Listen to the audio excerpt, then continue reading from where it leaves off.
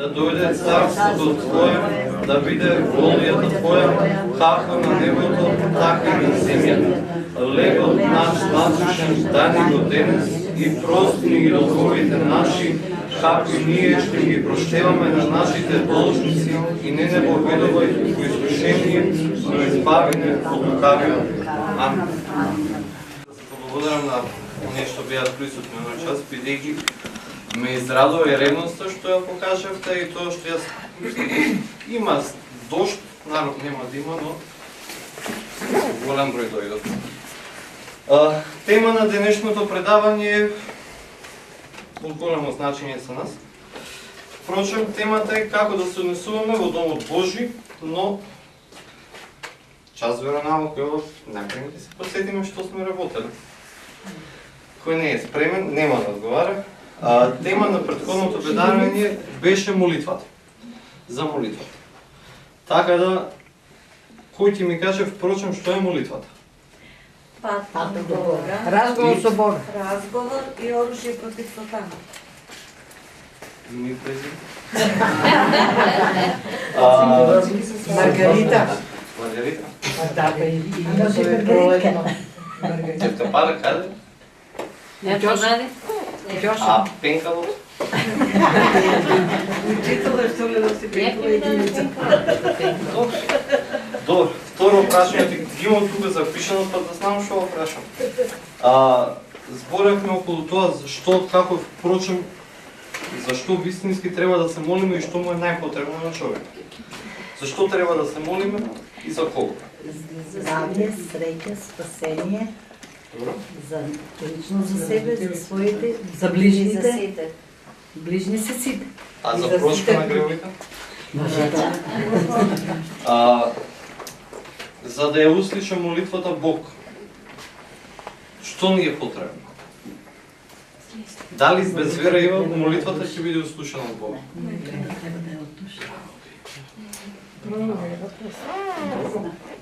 Знае. Многу ме израдува што двата најголеми христијански заповеди ги знаеш. Радостен и јук. Еми добро, кога веќе знаете, кога веќе сте спремни, не можем што да правам тука. Ке збориме за темата. Како да се однесуваме во Домот Божи. И впрочем, пред да прејдеме на како да се однесуваме, би сакал да направиме неколку реда мовет околу тоа што е Дом Божи. Што е црква, што е храм, што е манастир, за да ги разликуваме тие пojmoви, бидејќи има суштинска разлика. Баш навистина вчера и читав и се запрашав што е всушност, како најдобро да го објасниме местото храм или Дом Божи. И најдобро на еден добар цитат од еден светозец што за храмот следно го говори. Храмот е сенка на небото. Ако се гледа на уредувањето, действијата и представите кои во него се исполнуваат. Тоа е самото небо на земјата во кое благоволил да се всели Бог, а со него и светите ангели. Небесниот Отец го прима секој оној кој што доаѓа и кој што тука побожно престојува. Поради тоа, секој добронамерен кој доаѓа е во благотворно општење со Бога и со светиите. Храмот е место за непрестајна молитва кон Бога, кој го прави нашето срце неракотворен Божи храм. Значи, ова е мисла од Свети Теофан, затворен мисла, но не е небитно. Кога велиме дека храмот е Дом Божи, најпрви го велиме тоа, бидејќи преку богослуженијата, кои што се вршат во храмот, во овој храм, ние доаѓаме во допир со Бог. Но зошто велам доаѓаме во допир и како всушност доаѓаме во допир со Бог? Тоа јасно го видовме во претходната тема. А темата која ни беше молитвата разговор со Бог.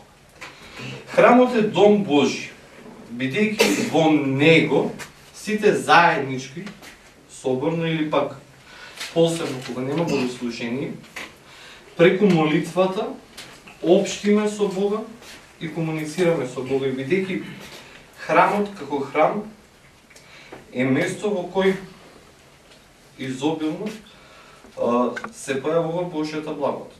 Мислам, храмот не е свет поради тоа што решивме да биде храм и да се врши богослужение тука, но храмот е свет поради благодата Божја која изобилува во него и поради светите свештенодејствија кои се вршат во него, како што и самата света литургија, на која што верните се причестуваат со телото и крвта, но не е само светата литургија, но и другите молитвословија, како на пример краштевките, венчавките,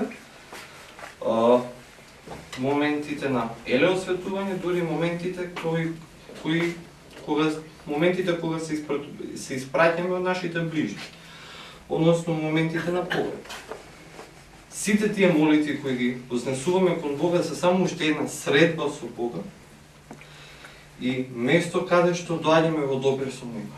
А и велиме дека храмот, впрочем, е дом Божи, бидејќи мирот Божи кој во храмот го добиваме преку богослуженијата и преку заедничките молитви тука највеќе се излива. Во храмот преку молитвите кои што се читат, ние доаѓаме во допир со Бога. Но како? Мораме да знаеме дека молитвите кои ги читаме во храмот и ги изговараме, псалмите, Евангелието, апостолот, сето тоа се пишувани од луѓе богодахновени, кои во моментот на пишувањето гореле од љубов кон Бога и кои во моментот на пишувањето општено молитвено со Бога. И кога тие молитви ќе бидат со дух прочитани и ние го чувствуваме, ја чувствуваме радоста и восквито со кој тој трепер што ја напишал молитвата и во местото кое Бог го определил за негов дом, гореки од истиот жар, ние доаѓаме во допир со него, доаѓаме во средба со него. Домот Божи е дом за молитва. Бидејќи на друг начин не можеме да се сретнеме. Бидејќи ние сме луѓе. Нашата природа е човечка и не може да се сретне со Божествената освен преку молитвата и освен преку светата причест, бидејќи, како што знаете, кои не знаат, ќе се учиме, тоа сме впрочем и дојдени, преку причеста го примаме Бога во себе. Го примаме неговото тело и крв. А сето тоа се случува преку молитвата која се случува во истиот храм и преку молитвата која непрестојно струи за време на богослужението. Велиме дека е Божи храм поради едно. Бидејќи се собираме двајца или тројца на заедничка молитва, а самиот Христос, Бог, рече, каде се двајца или тројца собрани во моје име, таму сум јас посреде нив. И затоа ние веруваме дека во ова место е присутен Бог и дека Бог ќе ги услиши молитви, нашите молитви, поради нашето единство и поради тоа што заедно се молиме да се исполнува волјата Божја во нашите животи и го молиме спасението. Храмот уште од Стариот Завет се нарекува Дом Божи. А тоа можеме да го видиме и Исаија, каде што Бог преку пророкот Исаија говори: јас ќе ги одведам на мојата света гора и ќе ги зарадувам во мојот дом за молитва. Сепалениците нивни и жртвите нивни ќе бидат благопријатни врз мојот жртвеник, зашто мојот дом ќе се нарече молитвен дом за сите народи. Молитвен дом за сите народи, храмот Божи, како што реков. И поради тоа што се среќаваме со него, во молитвата го нарекуваме негов дом. Бидејќи за да се сретнеме со некој, знаете дека треба да дојдеме во неговиот дом да го посетиме. А ние Бога го посетуваме единствено преку молитвата, која заеднички соборно или посебно кога сакаме да се помолиме во црквата, ја пренесуваме во неговиот дом. Во храмот Божи не само со Бога, но во молитвата ние доаѓаме и во општење со сите свети, кои се изобразени на сликите, т.е. кои се изобразени на светите икони и на фреските преку молитвата. Храмот Божи е дом и на сите свети, но храмот Божи е и наш дом. Но како да дојдеме достојно во тој храм? Храмот Божи е храм за молитва. Храмот Божи, домот Божи е дом каде што треба да го пронајдеме својот мир. Храмот Божи е дом каде што треба да пронајдеме исцеление за своите немоки. И впрочем, тоа е местото каде што смирено треба да припаднеме пред Бога и да молиме. Многу е погрешно тоа што секогаш кога доаѓаме во негова посета, често пати знаеме да го одвлекуваме вниманието на други. Понекој пат не знаеме ни да се прекрстиме. Но секогаш кога ќе влегувате во храмот, секогаш кога ќе влегувате, запамтете како лудите. Лудите при Бога. И затоа секогаш кога ќе влегувате во Него, запомтете. Не одите на место каде што ќе го слушнете свештеникот како чита, ќе го слушнете пејачот како пее, понекој пат не разбери црковно словенски јазик, за сегашнава генерација или пак на македонски. Но одите во лечилиште. А секогаш кога доаѓаме во лечилиштето, треба да го ставиме сиот дневник за преку покајанието, да се сретнеме со Бог. Тоа е место во кое преку светите богослуженија, впрочем, ние го наоѓаме и го добиваме нашето исцеление од сите маки. А како да влеземе и како да придеме достојно на светите богослуженија? На тој начин, што најпрвен сите маки своји, сите таги жалости ќе ги оставим на крстот Христов, а потоа, откако секоја грижа сме ја оставиле, со смиреност, ќе се помолиме на Бога и преку молитвите кои се читат и преку песните кои се пеат, сето наше внимание и сета наша душа ќе ја соголиме и ќе ја посветиме пред Бога. Храмот, манастирот, црквата се, веќе кога збориме за нив, се неколку разни поими, што секогаш ги грешиме. Зошто?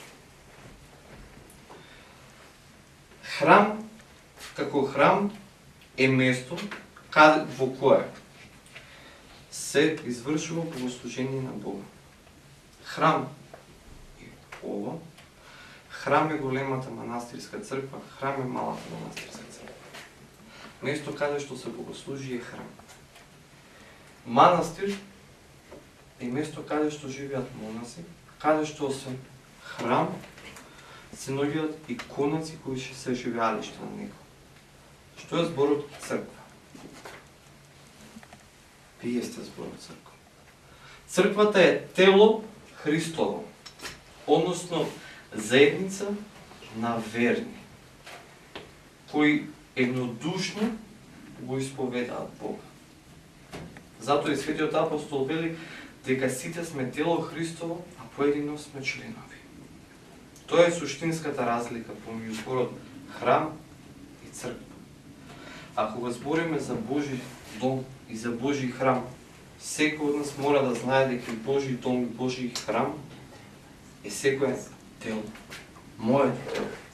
Вашето тело, бидејќи Бог не создаде и бидејќи човековото тело е храм на Светиот Дух, од кое човекот од своето срце кон Бога ги вознесува своите молитви и се среќава заедно со Бога.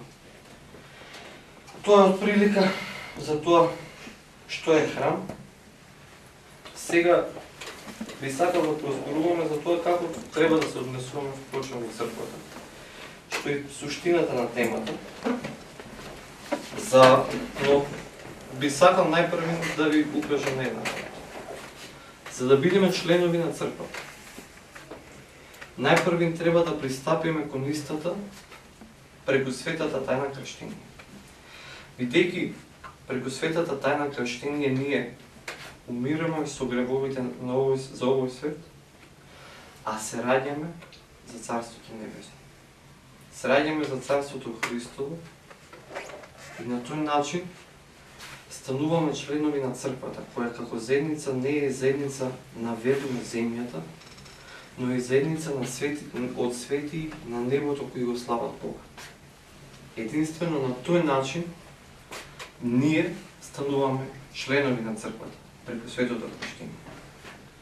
Веќе откако го примаме светото крштение, стануваме членови на црквата преку еднодушното исповедање на Христа. Сега го примаме светото крштение. Што е потребно за нас како верници да се наречеме вистински христијани? Доблестите, нашите дела треба да го сведочат тоа. Тоа ќе го сведочиме преку заедничките молитви на богослужението, преку нашите дела, преку нашето покаяние, преку исповета пред свештеникот. Но како да се однесуваме на богослужението? Што треба да правиме на богослужението?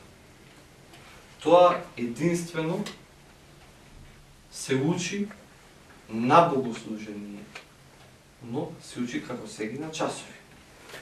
Така да, денеска, би ви рекол, сите ќе почнеме од нула.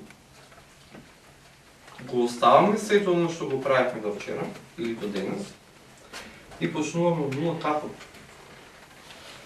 Почнуваме од дворот. Кога ќе влеземе во Божиот храм, дозволете да влезете со мир. Дозволете на себе да ја почувствувате милост и благодатта Божја. Веќе кога влегувате во него, најнапред, пред влегувањето во светиот храм, се прекрстуваме.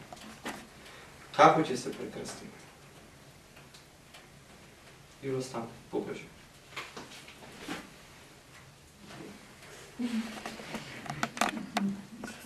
Со нашето прекрстување во храмот Божи, влегувајќи, ја исповедаме верата во троединиот Бог, како што спомнав на второто предавање. И преку крстниот знак, кога влегуваме во храмот Божи, ние го молиме за просветлување на нашиот ум и на нашите срца. И поради тоа, со самото влегување во храмот е битен крстниот знак.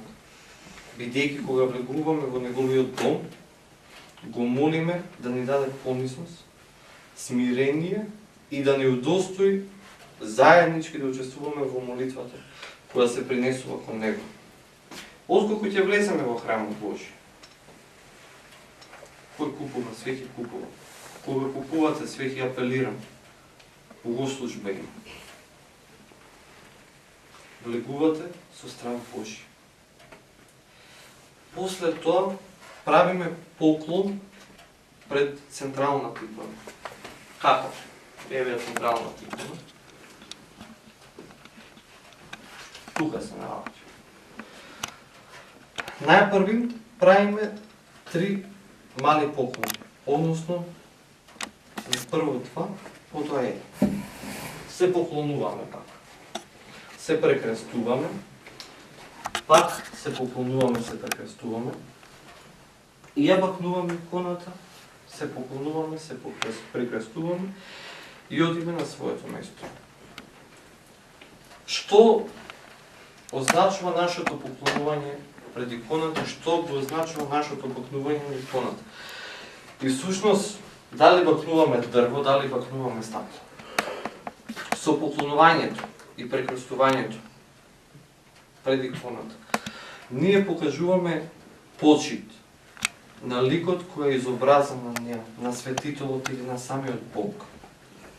А со самото бакнување исто така искажуваме почит и ја покажуваме нашата поклонност и нашата молитва и пред Бога и пред самиот светија да не закрепи, да не укрепува и да се моли за нас пред Бога. И затоа никогаш не е убаво тие и иконите и други работи да ги бакнуваме со кармен устата, мислам. Нормално машките не, женските. Ниту со кармен устата, ниту да ги мачкаме со парите. Бидејќи дојдени сме тука на светителот да му изразиме почит, достојна почит и да се помолиме да се моли за нас. А кога доаѓаме и кога ја бакнуваме иконата, дарот кој што сакаме да го оставиме, има каси, каде што се остава. Потоа, околу свеќите, тоест, би сакал претходно пред да дојдам со свеќите палени да ви кажам една работа. Кога доаѓаме во храмот Божи, треба да практикуваме да доаѓаме пред почетокот на богослужението. Зошто? И да се одиме по крајот. Цел е кога има се. Молитвата започнува и трае. И завршува. За време на молитвата ние го добиваме Божиот благослов. И треба да останеме и да бидеме пред самиот почеток на молитвата. Бидејќи нема ништо поугодно од тоа да се служи на Бога. А и од практична причина, за да него вниманието на присутните да не го одзимаме со нашето присуство, со нашето равнамење или пак со нашите дела. Бидејќи реално често пати на секој од нас се случува со своето внимание да придонесе да ослабне вниманието и молитвеноста кај народот, дали поради тоа што ми зазвони мобилен или нешто слично. А и пред се доаѓаме за средба со Бога. И затоа е потребна и нашата ревност и нашето внимание. Молитвата не е ништо друго освен разговор со Бога. Да го започнеме заеднички тој разговор. И затоа треба да дојдеме од почетокот и да се одиме по крајот, од крајот. Ти Божиот благослов го примаме во текот на целата служба. Тоа е исто како да започнуваш да правиш јадење и да го извадиш, а не си го спремен. Зар јадењето ќе биде вкусно, зар дарот ќе биде целосен? Не верувам. Но секогаш и Бог ги знае и ги испитува нашите срца, кога тоснеме поради немот, кога тоснеме поради оправдана причина. Потоа, што е битно кога ќе дојдеме во храмот? Битно е да внимаваме на она што се чита, да внимаваме на она што се пее, бидејќи тоа е заедничката молитва. Бидејќи она што се пее и она што се чита е со цел да ја разгори нашата вера. Е со цел да го разгори нашиот дух и е со цел да не приближи до Бога. А ние до Бога нема да се приближиме толку не го направиме ние првиот чекор, бидејќи тој веќе го има направено. И затоа во храмот, во молитвениот дом е потребно заеднички да се молиме. Бидејќи како што спомнам, каде се 23 во негово име, таму е и он.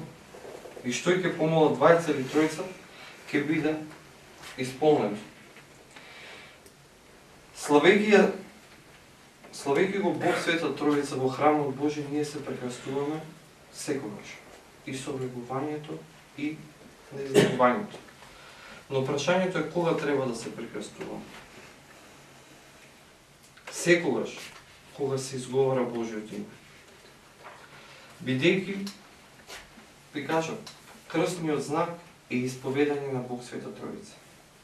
Секогаш кога велиме Господи помилуј, секогаш кога започнува со пењето на богослужбените песни и кога завршува молитвата.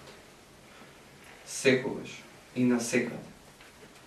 Не само кога ќе видиме некој дали се прекрстува или не. Бидејќи крстниот знак не е нешто повеќе од нафрлување на неколку потези на себе. Крстниот знак е молитва и вера, и исповедање на таа вера. Доколку можеме и не сме болни, ние самите треба да стоиме на молитвата. Бидејќи самото стоење на молитвата го означува нашиот синовски однос кон Бога. Да стоиш пред некого право и исправено, значи да имаш синовски или пријателски однос.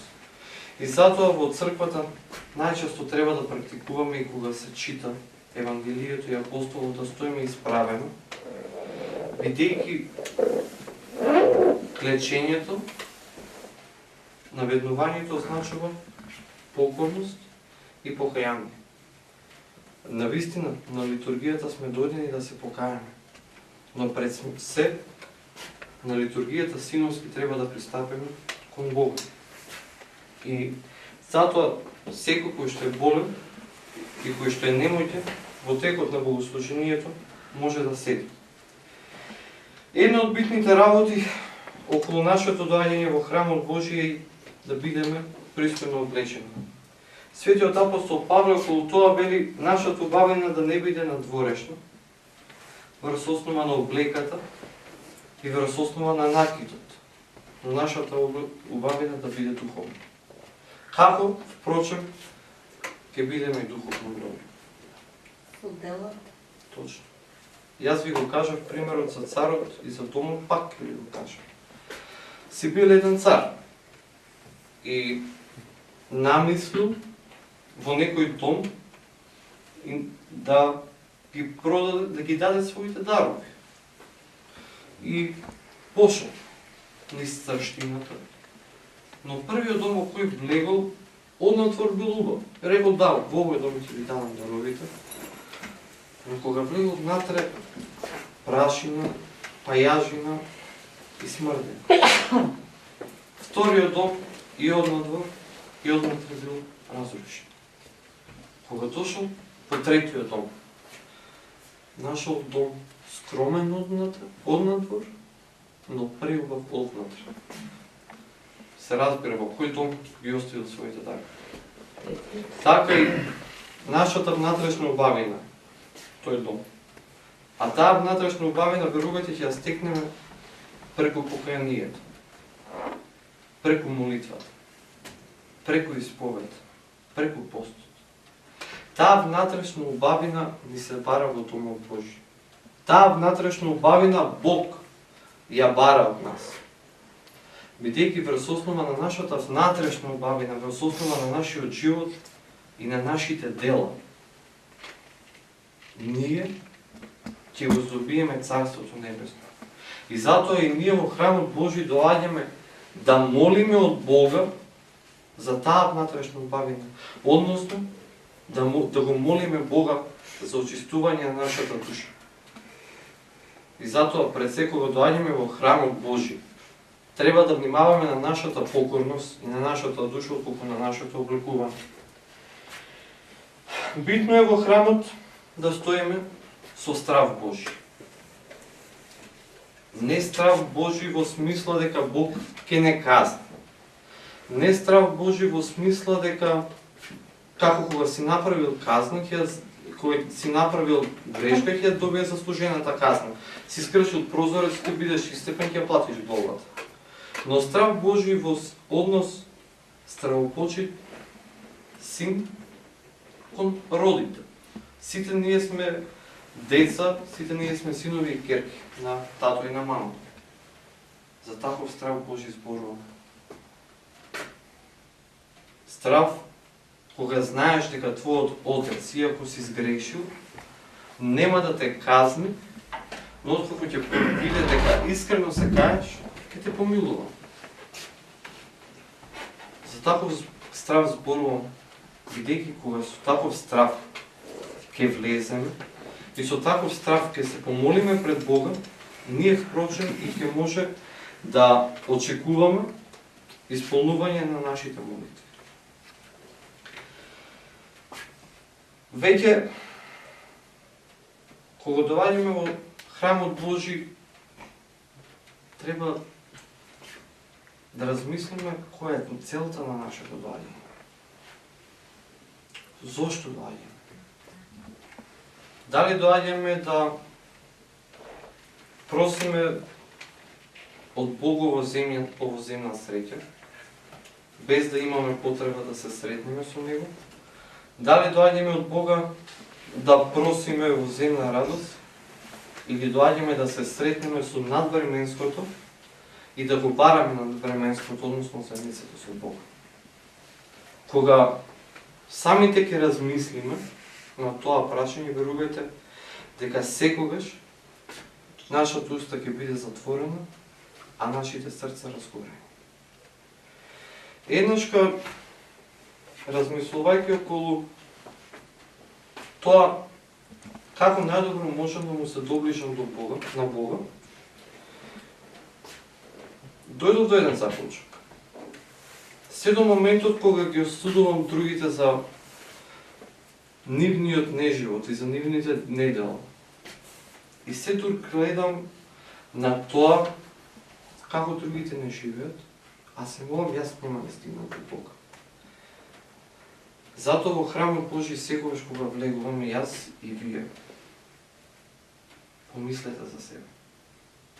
Помислете за својата душа. Помислете за своето единство со Бога. И кога ќе се сосредоточите, верувајте дека ќе бидете поблизу до Него. И нема вашата душа да се разгневи кога некој ќе се потруди преку мобилен телефон или преку нешто друго да го отргне вашето внимание. А и пред се мораме да знаеме, секој кој што доаѓа во храмот и сите ние доаѓаме да бараме милост.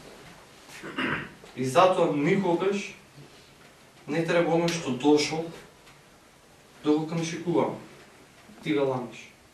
Со нашиот живот и со нашиот пример треба да го посведочиме тоа. Бидејќи побожноста во храмот Божи единствено се учи преку примерот. И ова што ви го зборувам јас на вас, како да се однесуваме, на вистина би можеле и ние да го посведочиме и да научиме други кога ние така ќе го правиме. Зошто велам дека примерот е битен. Бидејќи има една добра поговорка, таму на човек риба да јаде, тој ќе биде сит еден ден. Научи го да лови цел живот. Така и со побожноста и со однесувањето на храмот. Зборувај му на човек како да се однесува, поучувај го на тишина, никогаш нема да ја прифати. Поради својата гордост. Лично јас не би ја прифатил поради својата гордост, оти сум горд човек. Но кога со својот пример, јас, вие, ќе посведочиме дека доаѓаме при Бога, при Таткото наш, во мир и со мир, верувајте, секој ќе го прифати и ќе го прими тоа. Веќе кога зборуваме за богослужението во храмот Божи, мора да знаеме дека центарот на сето богослужение кое се извршува во него е светата литургија. Центарот на нашиот живот, центарот на православниот христијанин е светата литургија. Бидејќи на неа се соединуваме со Бога, примајќи го неговото тело и крв. Сега, во однесувањето на храмот се однесува и како да ја примеме и светата прича, светата нафора. Преку тоа што најпрвен духовно ќе се спремиме, а потоа телесно.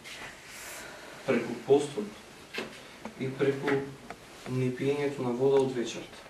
Но тоа, впрочем, не е битно толку колку што е битен духот, со кој ќе влезете и ќе посведочите за вашата чистина и за вашето чисто срце. Христијанството се живее. Христијанството се сведочи. Така да, кога ќе влеземе во светиот храм, да го сведочиме тоа. Кога ќе влеземе во светиот храм, да дадеме достоен пример за тоа. Кога ќе влеземе во светиот храм, да дозволиме да бидеме поучени. Бидејќи смиреноста и покорноста е она кој што човекот навистина го прави човек. Доколку има некои прашања околу оваа тема, сепак би ве молел да поставите и да продискутираме околу тоа.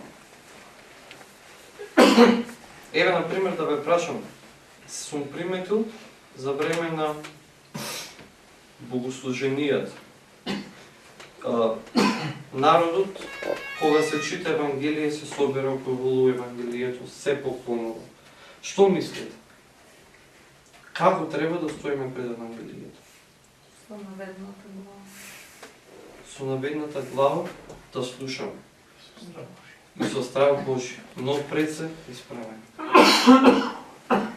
Треба да стоиме на своите места, додека се чита тоа свето Евангелие, бидејќи нема да го нарушиме мирот на некој што слуша. Една од битните карактеристики во храмот Божи што заборавив да ви ја кажам е стоењето. Секогаш од десната страна стојат мажите, од левата жените. Додека младите брачни парови секогаш стојат заедно. Некој можеби ќе се запрашате зошто е тоа така. Да се грижат за децата, ако ги водат. Да, но зошто е тоа така десно-лево? Поради тоа, ниту мажите, ниту жените, гледајќи се еден со друг, да не паднат во искушение, но да се сосредочат на молитвата. Мора да запомтите една работа, кога ќе се причестуваме. Приоѓаме кон светото нешто. Приоѓајќи кон тоа, треба да придеме со страх Божи. Приоѓајќи кон тоа, со покорност треба да придеме кон светото. И со молитва, да го молиме Бога достојно да го примеме тоа. А како да придеме, веќе кога збориме практично кон светиот пут. Со тоа што своите раце ќе ги прекрестиме. Често пати гледам како народ и се соблазнува околу тоа зошто, како и дали се бакнува рака на свештеник. Свештеникот, владиката и секој од нас е грешен човек. И моментот кога јас ќе ја бакнам вашата рака и моментот кога ќе ја бакнам раката на свештеникот се разликува во една работа. Бидејќи тој, за разлика од нас, цивилите, лаиците, тој има Божјата благодат изобилно на себе, која ја добива преку слушањето на светите тајни. И кога ја бакнуваме неговата света рака, света десница, всушност го бакнуваме Божјиот образ во неја. И Божјиот благослов кој се излепа на него како свештеник, бидејќи тој ги вознесува нашите молитви кон Бога и тој ја служи светата литургија, држејќи го во своите раце честното тело и крв на Христа Бога. Затоа ги бакнуваме рацете на свештеникот. Не поради искажување на достојна почит или поради нешто друго. Тоа е основната причина. Уште една работа што е битно да ја знаеме околу однесувањето во Божиот храм е тоа дека сите сме дојдени тука да се поучиме. Не да поучуваме. И треба да дозволиме свештеникот да не поучи. Треба внимателно да го слушаме оно што се чита. Треба активно да учествуваме во тоа богослужение и активно да учествуваме единствено преку заедничкото молење. Тоа е се. Би ве повикам на прашање на последните. Спомна за палење на светите. Кој ќе влезеш, кај се пали, за кого се пали, кај се пали прво? Значи, свеќите се палат на означените места на Шонданет. И палењето на свеќи, всушност светите како свети се безкрвна молитва кон Бога. Мислам, па пали вика свека за светител, свека за моите блиски и за покој. Слушајте. И самата светија означува нашата молитва кон Бога. И таа се пали за покојните и за живите. Не палиш светја да се молиш за здравје на некој светител, но се молиш на светителот за твое духовно и телесно здравје и за покој и прошка на гревовите. И затоа се пали светјата. Како молитва и како бескрвна жртва пред Бога. И се пали се разбира на местото каде што е означено на Шонданите. А палењето на светја за ученици и за светја за ова нема такво нешто. Секоја светја е молитва. Како молитва ја принесуваме кон Бога. И палењето на светја не треба да биде обичен начин на ставање светја и на горење светја, но момент кога палеѓа светјата ние ќе се молиме на Бога. Бидејќи огнот што гори од светјата ја означува ревноста која секој од нас треба да има пренесувајќи молитвата. Човекот треба да биде жив оган кој со својата молитва гори пред Бога. Светјата го означува христијанот. Светото го означува правиот христијанин кој треба да биде светило на светот. Светјата го означува и Христос, кој како светлина дојде во мракот, гревови, кој како светлина ни го донесе спасението во кое ние лежевме. Како светлина ни го покажа патот кон Бога и како светлина ни избави од темнината гревовите. Тоа означува светлина. Дене, јас сакам да прашам. Денес имам само 3 денари. Купувам една светја. Палам ја пред Свети Димитрија. Значи ли тоа дека на другите светци не сум Значи, се поклонила? Дали на сите шандани треба да се палат светило? сум зборувал ова е едно од најчестите прашања што секој го има поставувано и ќе ви одговорам дека и да немате денар, секогаш ќе ви дадат една светја. Не е битно да запалиме светји на сите шандани. И таа една светја што ќе ја запалиме, со молитва треба да ја принесеме пред Бога. И таа една светја што ќе ја запалиме, со вера треба да ја принесеме пред Бога. Кој ви кажа, таа е нашата молитва, таа го означува, ја означува нашата ревност, ја означува нашата вера. И битно е кога таа светја ќе биде запалена нашето духовно расположение, не нашата новчена способност. Така да разберете, вие не палите пред светители светја. Вие палејќи ја светјата се обраќате на Бога. И на застапништво и на Бога и на светителот на кој се молите. Така да слободно палете и 200 свети палете и една. Ако не е пренесена молитвата со дух, како што кажа Иван, нема да биде исполнета. И со вера. Да прашам.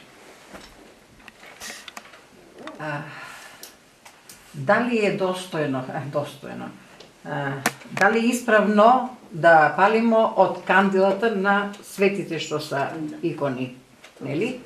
Ќе се подигнем на прсти, ќе запалим, па ќе турим овамо на Најисправно е светје од светја да палим. Да. Но сватите дека палењето светје од светје, палењето светје од упалјач, палењето светје од хидру, палењето светје од кандило. Битно ли е едно нешто? Дали Бог нашата молитва нема да ја услише ако ја запалиме од кандило? Или ако ја запалиме од упалјач? Може би ќе услиши, може би не. Битно е нашата свеќа тука да гори. Нашето кандило да запалиме тука. Тоа е битно. Не, мене ми се чини дека тој доаѓа до некоја ремекање, дали многу близко стражимо од светацот тамо од каде што ќе запалимо, па да биде. Ние секогаш бараме близкост и од Бога и од светиите. Но таа близкост не го кажуваме на тој начин. Да. Треба да покажеме единствено преку молитва и преку вера. Дарот како се остава? Било зетин, било... Знаете, во Новиот Завет вели, кога твојата десна ќе дава, рака ќе дава, да не знае твојата лева рака. И најчесто кога оставаме дарот, треба да се водиме од тоа право. Со своите пари или со своите поклони не треба пред сите да сведочиме што даваме. Но смирно сето тоа да го пуштаме во касата, бидејќи не се оправдаа богатите кои во Иерусалимскиот храм даваа и по кило злато и по две, но се оправда вдовицата која имаше само Сега горе тоа се работи за монетите. Збораме исклучиво за предметите. Предметите ќе се стават пред икона, понизно ќе ги ставиме, понизно ќе се Има случаи, зејтинот, например, се става на иконата, што мислам да треба... Не треба, кажа дека не треба да се става на икона, ниту зејтин, ниту пари, бидејќи се наоѓа лик на светец. Каде се целиват иконите? Ето се каже. Каде се целиват иконите? Најправилно. Кога бакнувам икона од Божјиот годник, секогаш, добро е прашањето, што заборев реално да го офатам, секогаш ја бакнуваме во раците. На тој начин, просејки го Божјиот благослов од Божјиот угодник и неговиот благослов. Додека кога бакнувам икона на која е изобразен Христос или Мајката Божја, доколку на Мајката Божја не се гледаат нозете, ја бакнуваме во раците. Но доколку се гледаат, означувајќи ја својата покорност и својата недостојност, ги бакнуваме во нозете. Но, И за Христос.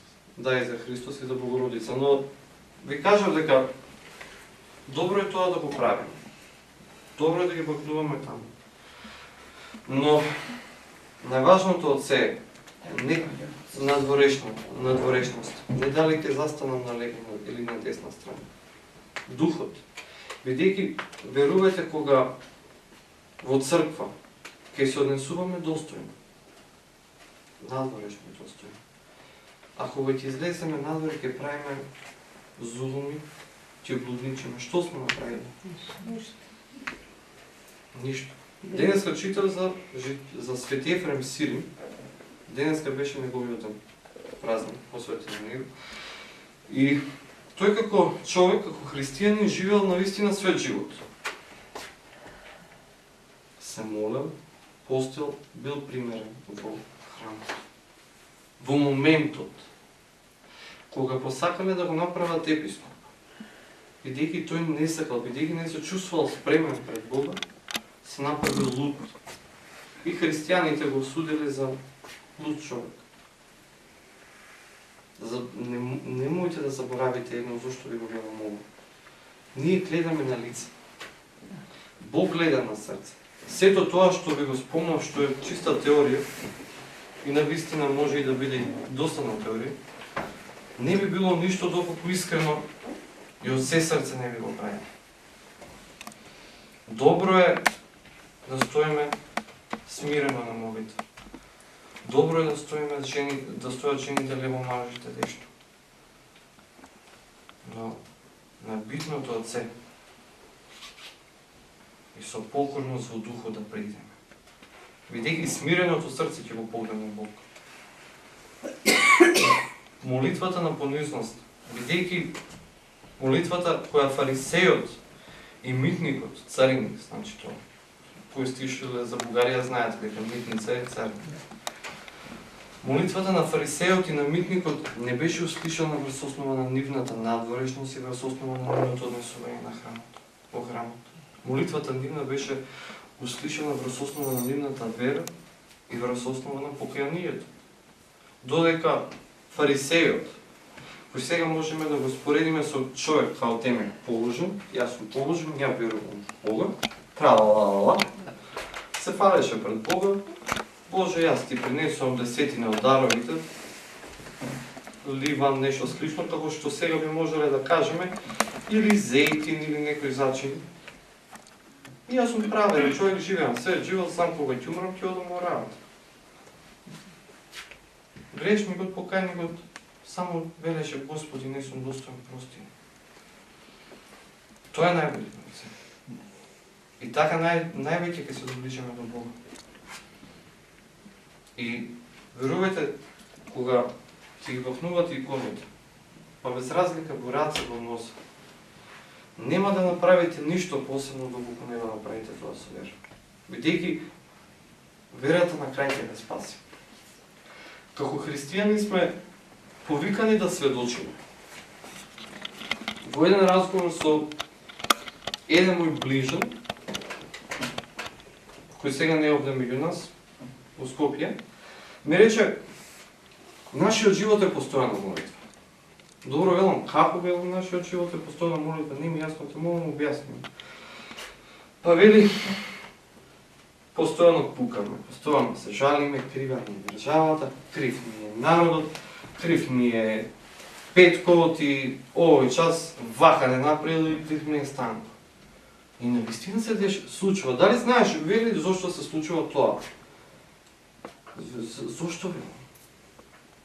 Бидејќи тоа ние го бараме од Бога. Како велам го бараме? Па преку нашите дела, преку нашите зборови.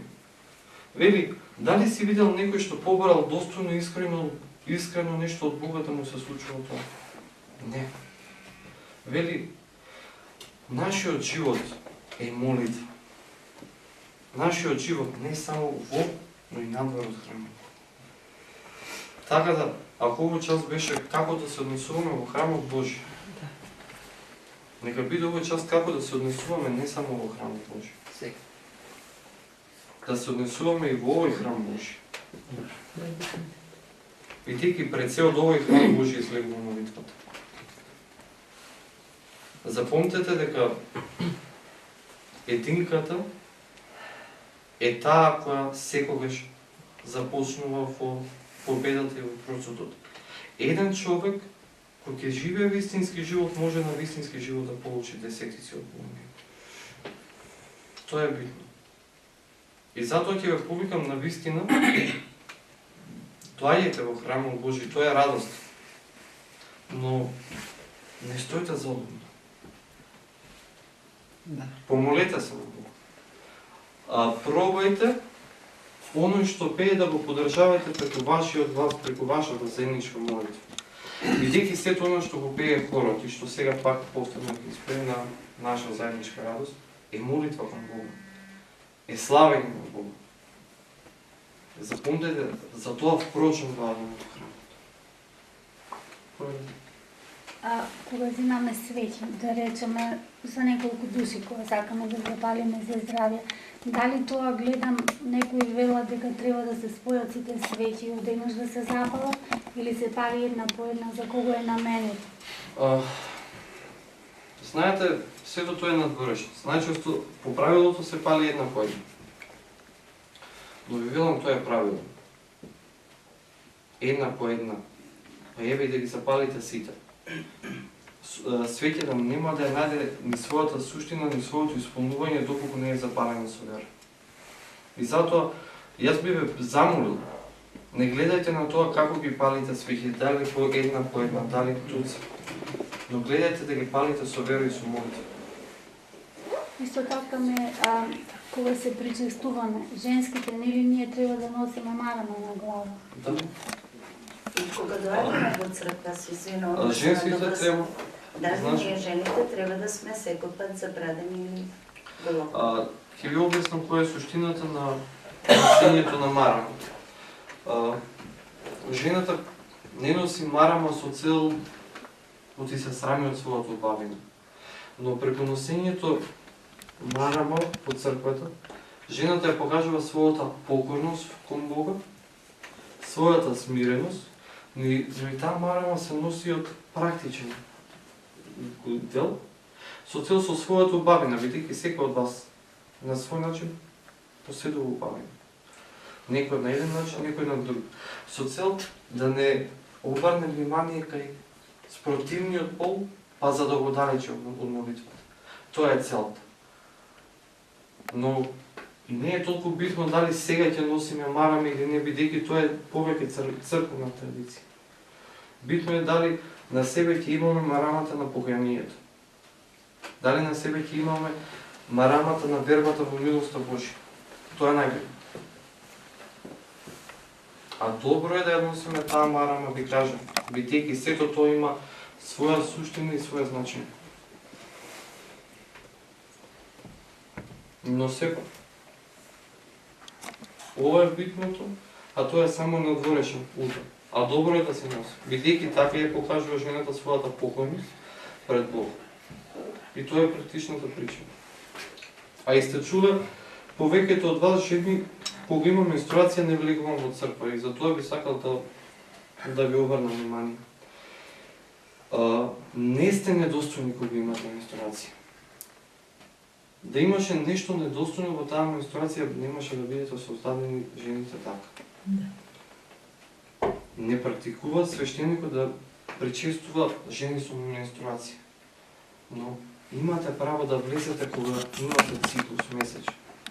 Бидејќи и ви имате право да се помолите на Бога и да учествувате во заедницата. Причината поради која порано за време на добиен на циклус не се влегувало во храмот е единствена поради тоа што во времето кога живееле нашите баби и претходно не ги имало медицинските помагала кои ги има сега за спречување на изливањето на крвта. Тоа е единствената причина.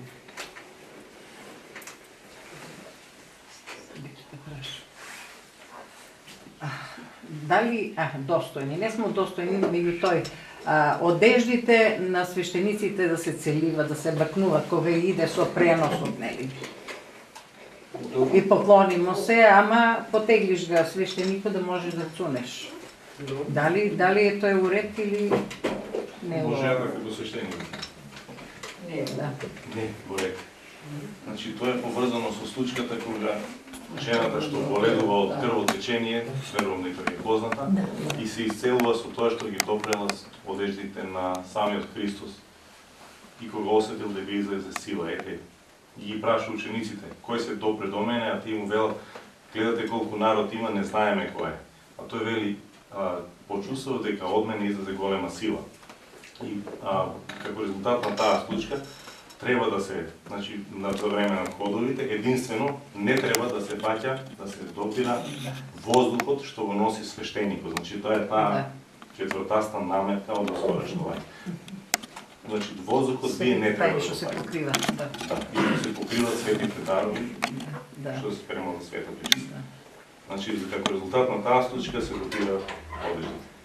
И не треба да се тегли да биде тоа Да нас. се допре, не да се влече до... Тоа било допир, многу гужва се допрела, а не да го фатиш и вака, Треба допир или целивање? Допре, не да се цели. Доколку нема Не прашање, сакам само уште едно, простите. Дали иконостасот имаме право да го допираме, да го допираме? Јас некаде прочитам. Тоа беше малку поодамна и не се сеќавам каде го прочитам. Мислам дека пишуваше. Јас за себе запаметив. Ама за тоа што другите тоа го прават, дали грешно или нешто сум значи во добро практика збантела. Мислам дека така беше. Воопшто да не се приоѓа.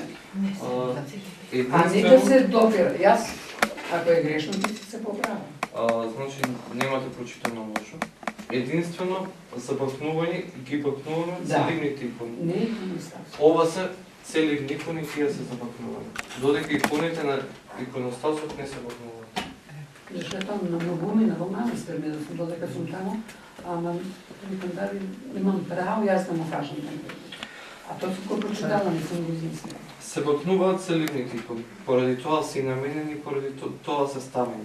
А не се бакнуваат иконите на иконостасот со цел да не се попречи богослужбата на свештеникот, со цел да не се попречи вниманието на оној кој што се моли и да не настане гужва во храмот. Поради тоа се овие цели икони, поради тоа не се потнуваат икони. Не е, например, не е литургија, друго слово. Сепак, Пак има на самиот иконостас има и мали цели. Зашто ја земам банкнотата, ја врти по иконата и ја оставя.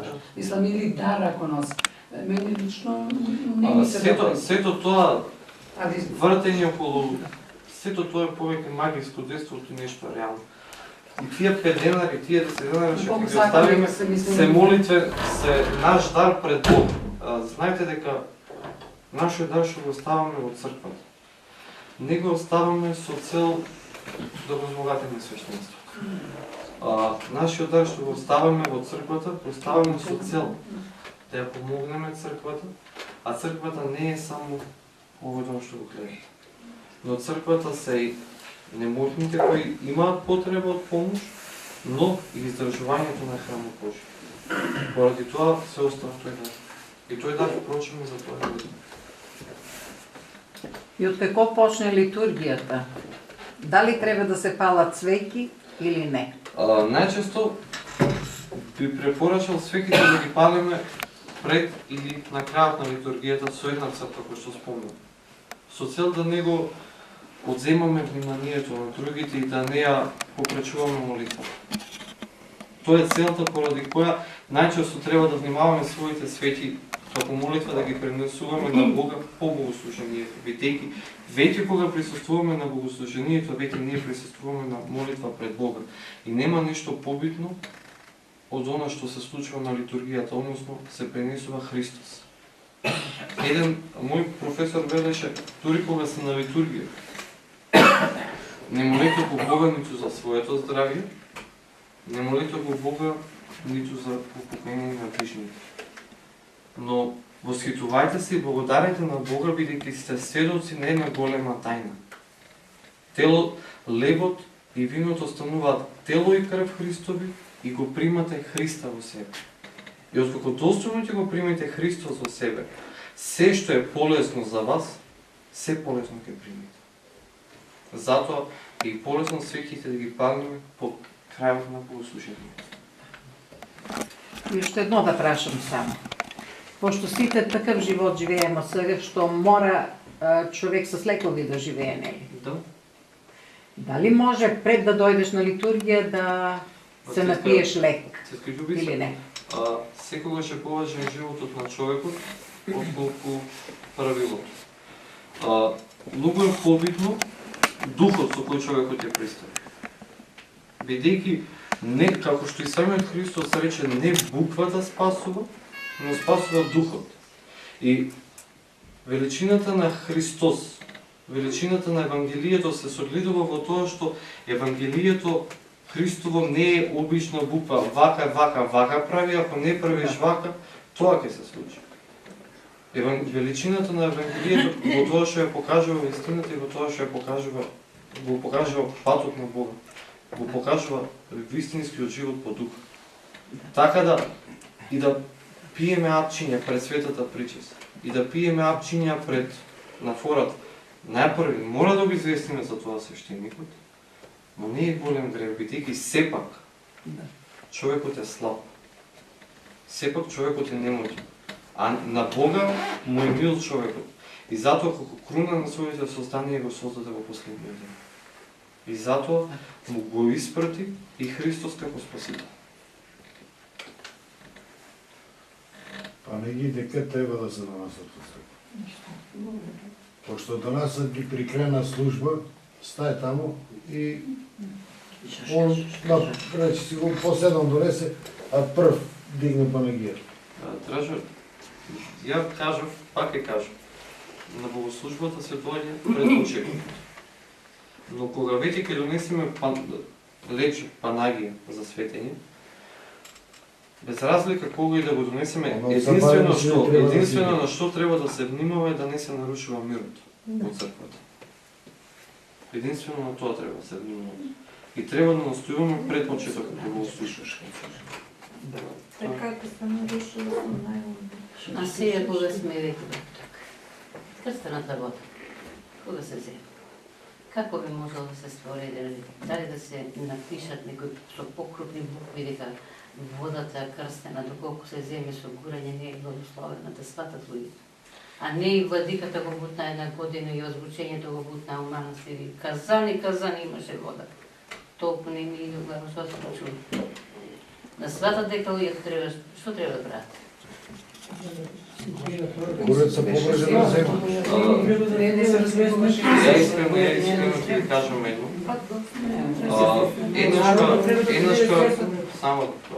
Еднашка зборував со еден човек, ќе ви го кажам примерот, нема да ви го одговорам прашањето. И бевме одени во едно село, нешто да помогам. Имаше направено врата од штици. И велам, зошто не си ставил врата? Вика, Дејан, вратата е за луѓе, не е за живот. Това е отговорно прашање. Јасно. Ама пред се, ви кажа, сето ова што ви го кажав е чисто теорија. Сето го треба да го сведочиме со свој живот. И јас лично сум повеќе задоволен од претходните предавања, бидејќи зборувавме за живот, не зборувавме за теорија, но сето треба да се сведочи со живот. И жално е да знаеме како да се однесуваме во храм, а да не го посведочиме на дело и на живот. А знаете, пред се, дека Бог е оној кој што гледа тајно, а ќе награди јавно. За вашиот молитвен живот во црквата и за вашите дела, верувајте дека ќе бидете наградени од Бога. И јавно, и горе. А доколку сето тоа го правите за пофалба пред народот, веќе сте доведе пофалбата. Одговорено. И да се замолат луѓето во крстената вода да не пуштаат пари, пошто парата е нешто најпрво се дава на деца и на сите што пијат. Сестре Царке, Но добро, то треба да го сватат, ама пак да се нагласи. Ќе се чита од првото послание на светиот апостол Павле до Коринќаните. Ова глава е избрав поради тоа што всушност и таа зборува за она како всушност треба да биде односот во црквата, но и поучува и зборува за тоа кој е всушност црквата, односно заедницата на верните. Заедницата на верните е црквата и сите сме заедно телото Христово. Така да те црква повели.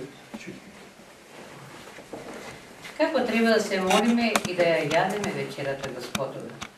Угледајте се на мене, како што и јас на Христ. Ве пофалувам, браќа, дека се мое помните и ги држите заповедите така, како што сум ви ги предал.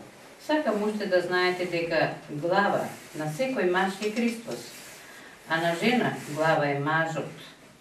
На Христа пак глава е Бог. Секој маж кој се моли или пророкува со покриена глава ја срамоти својата глава. И секоја жена која се моли или пророкува гологлава ја срамоти и главата своја, заедно, зашто седно е како да е истрижена. Ако жената не сака да се покрива, тогаш нека се стриже. Ако пак е срамно жена да се стриже или бричи, тогаш нека се покрива. И така, мажот не треба да ја покрива главата своја, зашто е образ и слава Божја. А жената е слава на мажот. Оти не е мажот од жената, туку жената од мажот. И мажот не е создаден за жената, туку жената за мажот. Затоа жената треба да има на главата своја знак од власта на мажот над неа поради ангелите. Но сепак ниту мажот без жената, ниту жената без мажот ги бива во Господа. Отија како што е жената од мажот, така е и мажот преку жената, а се е од Бога. Размислете сами во себе. Прилично ли е жена да му се моли на Бога гологлава? Не ли е срамота природа ве учи дека е срамно за мажот да има долга коса? Но ако жената си остави косата, тоа е чест за неја. бидејќи косата и е дадена место покрива. Но ако некој сака да се препира, ние немаме таков обичај, ниту црквите Божи. А заповедајќи ви го ова, не ве фалам, дека не за подобро, туку за полошо се собирате. Прво пак слушам дека кога се собирате в црква, се појавуваат расцепи помеѓу вас, во што до некаде верувам. А потребно е меѓу вас да има и раздори, за да се истакнат подостојните меѓу вас. Но собирајќи се така, заедно, не значи дека јадете вечера Господова. Зашто секој брза да ја изеде својата вечера пред другите, така што еден останува гладен, а друг се опива. Немате ли куќи за да јадете и пиете? Или ја презирате црквата Божја и ги срамотите оние што не се имотни? Што да ви речам? Да ве пофалам ли за тоа? Не пофалувам. А јас го примив од Господа она што ви го предадов. А тоа е дека Господ Исус онаа ноќ кога го предадува, зеде леп. И откако заблагодари, го прекрши и рече: земете, јадете, ова е телото мое, кое се крши за вас. Правете го ова за спомен мој. По вечера исто така зеде и чаша, па рече: оваа чаша е новиот завет во мојата крв.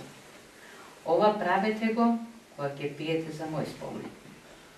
Оти кога ќе го јадете овој леп и кога ќе ја пиете оваа чаша, вие ќе ја објавувате смртта на Господа, додека Он не дојде. Затоа оној што недостојно јаде од овој леп и пие од чашата Господова, виновен ќе биде спрема телото и крвта на Господа. Но човекот да се испита сами од себе и потоа да јаде од овој леп и да пие од оваа чаша. Зашто кој јади и пие недостојно, тој го јади и пие своето осудување, бидејќи не го разликува телото Господово. Па затоа меѓу вас има многу немотни болни, а мнозина и умираат. Оти ако бевме се испитувале сами себе, тогаш немаше да бидеме осудени. Но судејќи не, Господ не накажа за да не бидеме осудени заедно од светот. Затоа, браќа мои, кога се собирате на јадење, чекајте се еден со друг. Ако е пак некој гладен, нека јаде дома, за да не се собирате за осудување. А другото ќе го наредам кога ќе дојдам. Само малку да дадам кратко објаснување околу тоа. Во почетокот рече Господ ја создаде жената за мажот, а не мажот за жената. И потоа се зборува како мажот не треба да ја покрива својата глава и нешто слично. Гледано од аспект на феминизам денеска, ќе кажеме, може да кажем некој, Свети апостол Павле ги става жените подредени.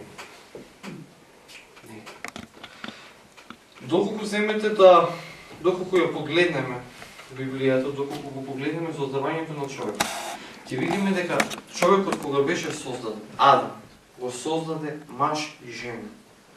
Односно, и мажот и жената беа во Адам. И откако Бог увиде дека нема помеѓу животните достоен за негов придружник, тоа ќе создаде жената. И затоа вели дека жената е создадена за мажот. Кога вели дека мажот треба да биде глава на жената, не се подразбира дека мажот има право на вас како жени. Било ми е што повеќето од вас се мајки, баби или деки, вие сте оние кои во домот, барем јас лично во мојот дом, православието го примив од баба ми. Бог да ја прости. Вие сте оние кои побожност ја носи. Но вие не сте оние кои мажот, ако е глава на вашата фамилија, има право да ви искористува и да ве тепа. Мажот е глава на вашата мала црква. Ваш мажот е глава на домашната молитвена заедница. Тој е престојателот на вашите молитви. Тој е оној кој што во име на сите вас ги вознесува молитвите. Кога се вели глава, се подразбира на тоа, не се подразбира на сурово владење. И кога се вели тука убаво, само околу достојното и недостојното јадење, поради тоа настанува смрт и други работи. Зборевме. И пак ќе кажам, достојното јадење и нејадење на телото Христово единствено се случува кога најнапред ќе се подготвиме за таа средба. Најнапред кога ќе се подготвиме духовно, а после телесно со пост. Откако тоа ќе го направиме, тогаш вистински ќе може да веруваме дека тоа ќе биде за наше и духовно и телесно спасение и здравје.